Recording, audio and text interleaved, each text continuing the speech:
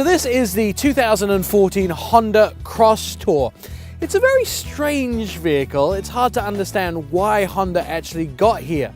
But when you look at the segment, there are families and there are couples with young children and retired couples who, where a Accord or a Camry isn't quite enough, they need that extra space out back, but they don't want to invest in a CUV or an SUV. Well, the Crosstour is the perfect vehicle, and that's one of the reasons it was born. It didn't compete very well with the Toyota Venza, which did a lot better when the Crosstour first came out, but they've ruggeded the car up. They've given it bigger, beefier looks. They've also made it a lot nicer on the inside, and the result is their sales are up 20%. This is more of a hatch wagon than anything else, and a lot of people are deciding this is the car that meets their needs perfectly. If you lift the bonnet of the 2014 Honda Crosstour, out of this model you'll find a V6 engine, and it's Honda's Earth Dreams.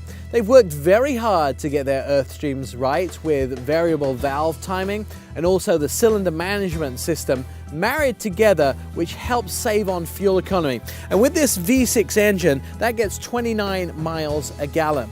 Now there's also an optional 4-cylinder engine where you can dive into this car with 31 miles a gallon and also get a lot of the same technologies on the inside. But for our demonstration purposes, we want to show you a lot about how this car performs. You can get 5 different trim levels, everything from basic cloth seats all the way up to fine leather. You can get sunroofs, all-wheel drive and 2-wheel drive. And when you get the full premium package, the V6 engine and the all-wheel drive system, it's really fun to drive this car off-road.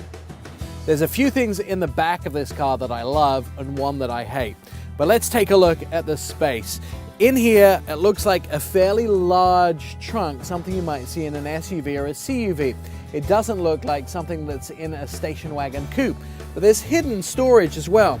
Lift up the back here, that's a giant storage area. You could get a family's picnic in there for a day's travel. Also put your safety belongings in there if you need to lock the car, and be sure they're a little more secure than just leaving them in the trunk. One of the really nice features as well is these side panels. They flip out. If you want to put your dog in the back of the car and you don't want to have to vacuum the carpets, you can flip these over on each side, pull the one from the other side, and actually make your trunk into a plastic covered trunk and reverse the lid here. So you get a complete plastic trunk, so if you're putting muddy stuff or kids stuff in the back, which you don't want to have to vacuum the carpet, you can actually avoid having to do that. It just reverses.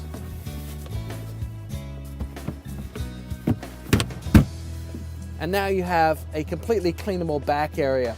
Another feature I really like, it's always hard to reach these back seats. I'm actually 5'4". You can see me at a full stretch. I can't even touch the seat. How am I going to put them down? Well, Honda have included some nice handles right here. You just flip the handle and the seat goes down automatically. And that's a real benefit if you're trying to load stuff in the car and you didn't plan ahead and you need to get the seats down immediately. Now the bad part of the car is this. I don't like to think of the Prius gas-saving models or some of the Honda gas-saving models which have those split rear windshields. And this does. It has glass here, a little bit dusty from our off-roading, and then the fin and glass here. And what happens is it splits your view when you're sitting in the driver's seat, so you don't have a clear view outside of the car. Well styled with a nice third brake light here, but however, it harkens back to those Honda Insights and those Toyota Priuses, and I think it would have been much nicer if we'd managed to continue the glass all the way down to the bottom of the trunk. So getting this car on some mild off-roading performs really well. You can rack it around the corners. You know, it drives like a Honda. There's a couple of other things you should note about this. When you get it on the straightaway, you can actually use the paddle shifters here. Now this is a Honda Accord Crosstour that has paddle shifters, so it really increases the driving experience.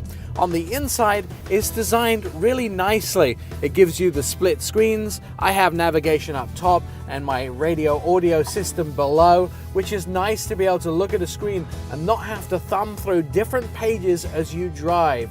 you can get into the car for just over $27,000, and I think it's an actual good buy, because if you need that extra space but the reliability of a Honda, it's great. The downside to it is the styling's a little bit old-fashioned, and in the updates they could make the car a little modern. Get rid of that back window, we might just have a winner.